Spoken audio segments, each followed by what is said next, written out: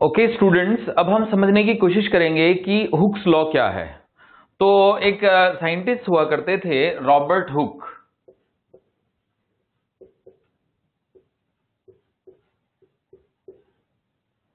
आ, 1635 से लेके और 1703 तक, ठीक है। बॉयल के टाइम पे, बॉयल के साथ इन्होंने काम किया है। रॉबर्ट बॉयल्स लॉ जो आप जानते होंगे।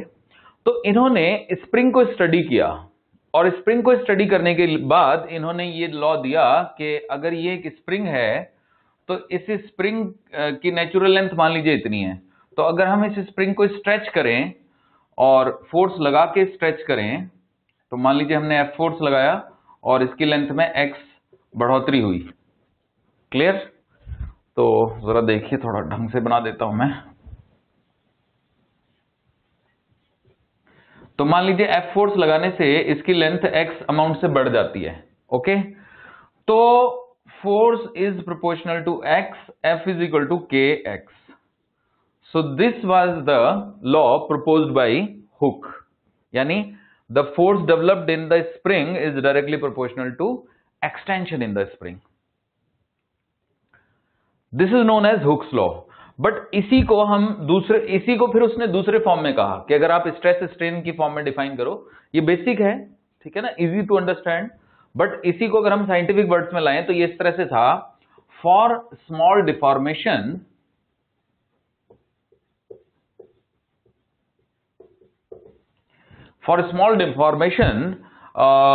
stress is proportional to strain, यानी stress is equal to some constant into strain. Okay, stress के लिए सिंबल सिग्मा था और ये ई है और ये एप्सिलन है। ओके, यानी कि E is equal to sigma by epsilon, where E is called modulus of elasticity.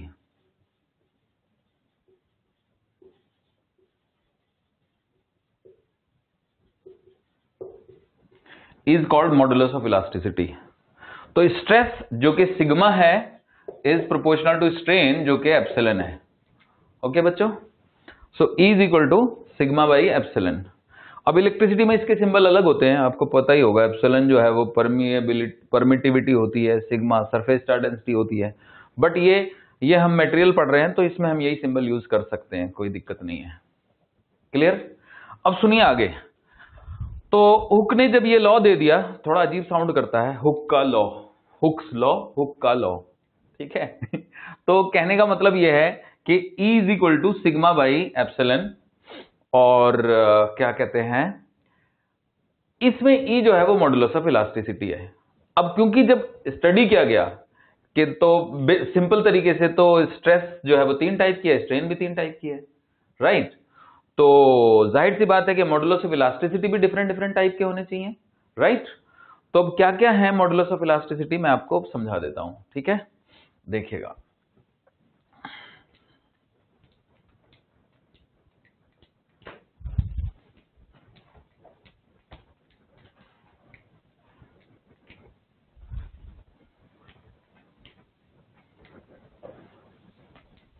तो सबसे पहले हम बात करेंगे यंग मॉडुलस की।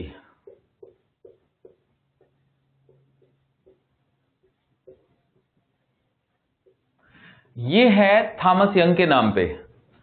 तो इनका नाम आपने सुना होगा, यंग्स डबल स्लिट एक्सपेरिमेंट भी इन्हीं के नाम पे है, ठीक है।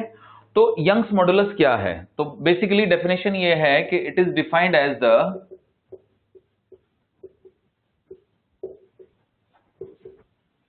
रेशियो ऑफ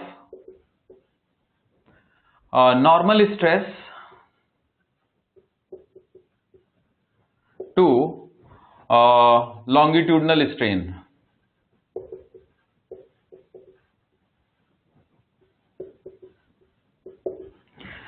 ठीक है बच्चों, समझे आप ये?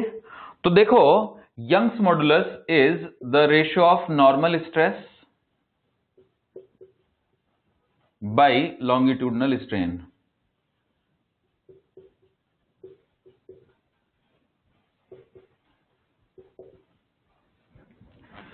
ओके, तो नॉर्मल स्ट्रेस के लिए क्या सिंबल था? F upon A was cross section area, और इसके लिए डेल्टा अपॉन एल। ओके, तो यंग मॉडुलस का फॉर्मूला हो गया बच्चों F इंटू एल अपॉन ए इंटू वाई। नो, वाई नहीं, F into L A into delta. Okay, तो ये यंग मॉडुलस का फॉर्मूला आ गया। Okay, F into L by A into delta, right. अब सुनिएगा, अगर मुझे F चाहिए तो F क्या आएगा, तो F आएगा A into Y by L into delta. अब अगर मैं इसको कंपेयर करूं एक स्प्रिंग से, तो जैसे ये हमारे पास रॉड है, तो इस रॉड में मान लो ओरिजिनल लेंथ है इसकी L, याद है बच्चों, और हमने इसको स्ट्रेच कर दिया, और स्ट्रेच करने के बाद इसकी लेंथ हो गई थी L प्लस डेल्टा।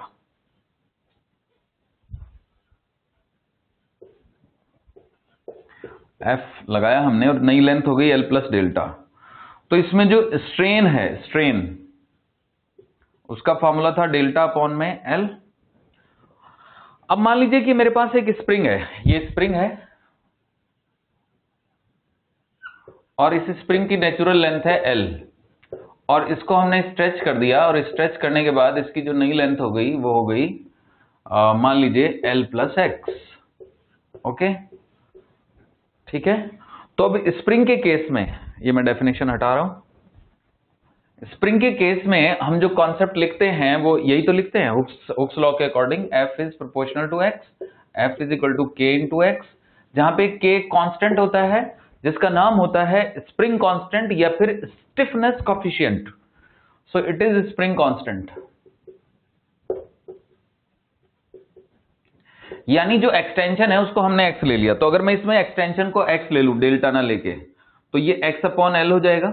तो अब यहां पे x आ जाएगा, और अगर यहां पे x आ गया तो यहां पे भी x आ जाएगा, और अगर यहां पे x आ गया तो फिर ये x हो जाएगा। अब मैं इन दोनों को कंपेयर कर लेता हूं, इन दोनों को। ओके स्टूडेंट्स, तो जब मैं इन दोनों को कंपेयर करता हूं तो f is equal to something into x, F is equal to K into x. तो k की वैल्यू आ जा रही है a into Y upon L. तो एक तरीके से ये रॉड एक स्प्रिंग के बराबर है जिसका स्प्रिंग कांस्टेंट है ए वाई बाई एल। ओके, तो अब कुल मिला के जितने भी हमारे कॉन्सेप्ट हैं उनको हम स्प्रिंग की तरह से यूज कर सकते हैं। मतलब अगर स्प्रिंग में स्टोर्ड एनर्जी निकालनी है, मतलब इस वायर को हमने स्ट्रेच किया तो इसमें स्टोर्ड एनर्जी चाहिए मुझे, तो मैं स्टोर्ड एनर्जी के लिए क्या फॉर्मूला लिख सकता हूं, देखिएगा, स्टोर्ड एनर्जी के लिए फॉर्मूला आएगा, एनर्जी के लिए U is equal to half K into X square, यानी U is equal to K की जगह A Y by L, half A Y by L into X square. या फिर अगर मान लो x नहीं चाहिए, डेल्टा ही लिखना है, तो U is equal to half A Y by L into delta square. Okay बच्चों, तो ये हो गया। अब मान लीजिए आप कहते हैं कि सर अगर एनर्जी डेंसिटी कैलकुलेट करनी हो तो एनर्जी डेंसिटी के लिए हम इसको वॉल्यूम से डिवाइड कर सकते हैं। तो यहां पे लिख देता हूं मैं एनर्जी डेंसिटी,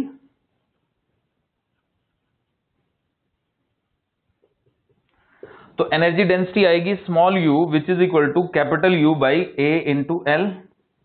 अगर मैं इसको a इंटू एल से डिवाइड करूंगा तो देखिएगा a तो कैंसिल हो जाएगा, so I will get half into Y into delta upon L का होल स्क्वायर।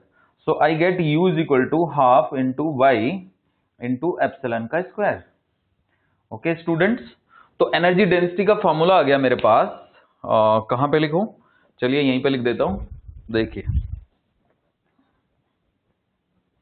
एक और काम भी कर सकते हैं, जो y इंटू एप्सिलॉन है उसको सिग्मा लिख सकते हैं। तो एनर्जी डेंसिटी U का फॉर्मूला आ गया half into sigma into epsilon, यानी half into stress into strain, half into stress into strain.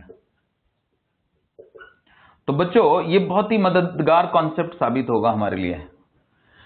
ठीक है, स्प्रिंग तो हम ऑलरेडी पढ़ ही चुके हैं ना बच्चों, स्प्रिंग में स्टोर्ड एनर्जी का फॉर्मूला तो हम ऑलरेडी पढ़ ही चुके हैं ना। तो half into stress into strain हो गया एनर्जी डेंसिटी का formula. So this is energy density.